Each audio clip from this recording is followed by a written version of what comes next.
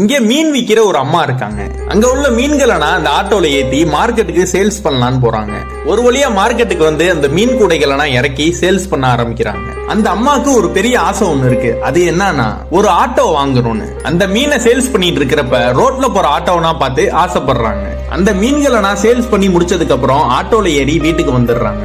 இவங்க சேல்ஸ் பண்ற எல்லா காசையும் ஒரு பெட்டியில போட்டு சேர்க்க ஆரம்பிக்கிறாங்க. எதுக்காகனா ஒரு ஆட்டோ வாங்குறதுக்காண்டி.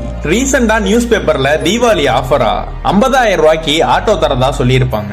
அதெல்லாம் பார்த்த இந்த அம்மா நைட்டு தூங்குறப்ப கூட அந்த ஆட்டோ கனவுல இருப்பாங்க. அடுத்த நாளும் வழக்கம் போல மீன் விற்க ஆரம்பிக்கிறாங்க. அந்த மீனை வெட்டும் போது அந்த மீனுக்குள்ள விலை மதிப்பு மிக்க ஒரு பெரிய முத்து இருக்கு. அதெல்லாம் பார்த்த இந்த அம்மா சந்தோஷத்துல துள்ளி குதிக்கிறாங்க. இந்த முத்தை வச்சு இவங்க நினைச்ச மாதிரி ஒரு பெரிய ஆட்டோவும் வாங்கிடுறாங்க.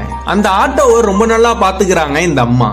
ஒரு நாள் இவங்க ஆட்டோலே அந்த மீன் குடைகளை வச்சு சேல்ஸ் பண்ண வரும்போது அந்த மீன் குடைகளை தூக்குறப்ப ஒரே ஒரு மீன் மட்டும் அந்த ஆட்டோல விழுந்துருது. அந்த மீன் அந்த ஆட்டோல விழுந்தனால அந்த ஆட்டோ வாடடிக்கும். இன்னமே இந்த நாத்தம் பிடிச்ச தொழிலே வேணாண்டானே அந்த மீன் குடைகளை கீழே போடுறாங்க. அந்த ஊர்ல உள்ள ஊர் மக்கள்லாம் இந்த அம்மாவை ஆச்சரியமா பாக்குறாங்க. இந்த அம்மா இந்த ஆட்டோவை வச்சு சுத்தாத இடமே இல்ல. அவ்வளவு சந்தோஷமா ஹாப்பியா அந்த ஆட்டோவை வச்சுக்கிட்டு ஊர் ஃபுல்லா சுத்துறாங்க.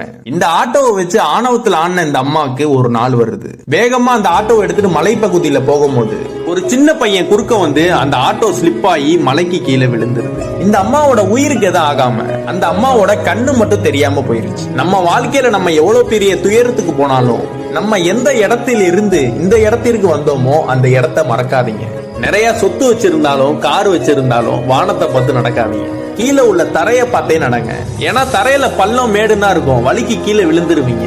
இது நம்ம வாழ்க்கையில அனைவரும் கடைபிடிக்க வேண்டிய ஒன்று.